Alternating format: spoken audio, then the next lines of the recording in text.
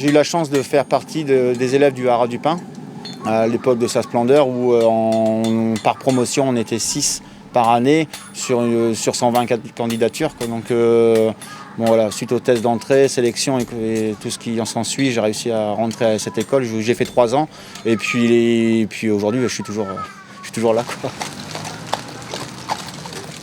Le premier rôle de la ferrure, c'est un rôle de protection. Le premier rôle du fer, c'est de protéger le pied, la corne, contre l'usure. À savoir que quand le cheval va marcher dans les cailloux, quand on va marcher sur du goudron, sur du bitume, il va s'user la corne. Donc ça va lui créer une usure prématurée de son sabot. Donc là-dessus, pour pouvoir continuer à utiliser le cheval, on pose des fers. Donc ça va être le fer qui va être usé, donc le pied va pouvoir continuer à pousser naturellement.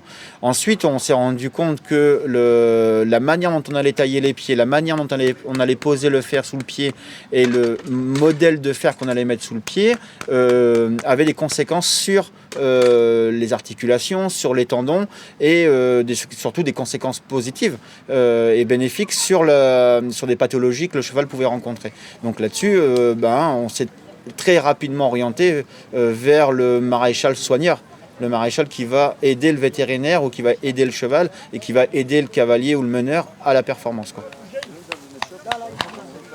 Lorsqu'on prend les pieds, il ne faut pas contrarier le cheval, on va rester dans son attitude naturelle. Si on commence à contrarier sur un plan articulaire, musculaire, il va avoir mal et là ça va être légitime qu'il bouge. Voilà. On est aussi considéré comme soigneur, comme kiné, comme pédicure. Enfin, c'est vraiment un métier qui n'est pas juste taper sur la ferraille et poser le fer avec 4 clous ou 5 clous, quoi. Toutes les étapes du ferrage sont importantes. Ça commence par déferrer le cheval, par tailler le pied, par ajuster le fer, par mettre les clous et puis river les clous. Toutes les étapes sont hyper importantes, quoi. Dans l'attelage, il y a énormément de maréchaux ferrants. Qui mènent et qui sont coéquipiers. En France, je peux facilement en trouver une dizaine, et même là ici sur site, il y a 3-4 meneurs qui sont maréchaux ferrants. Il y a l'équipe américaine qui a un groom qui est aussi maréchal ferrant. Mais c'est un métier, ou un sport, où on retrouve quand même énormément une discipline où on retrouve beaucoup de maréchaux ferrants, quoi.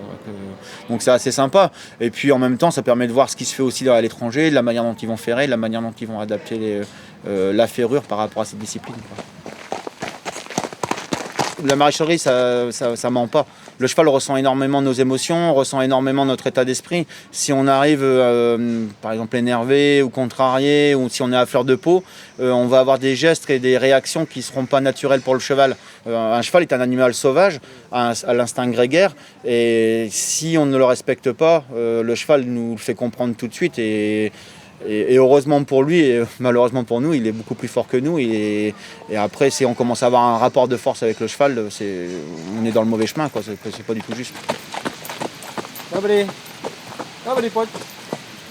Je pense que, j'en suis certain, c'est que tous les chevaux méritent autant d'attention. Que ce soit le cheval qui va aller faire la balade du dimanche avec un cavalier lambda, que le cheval qui va aller faire la Coupe du Monde le même week-end, quoi.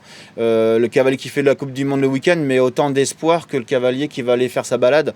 Et le cheval en lui-même demande autant d'attention et autant de respect vis-à-vis de l'animal, quoi, en fait.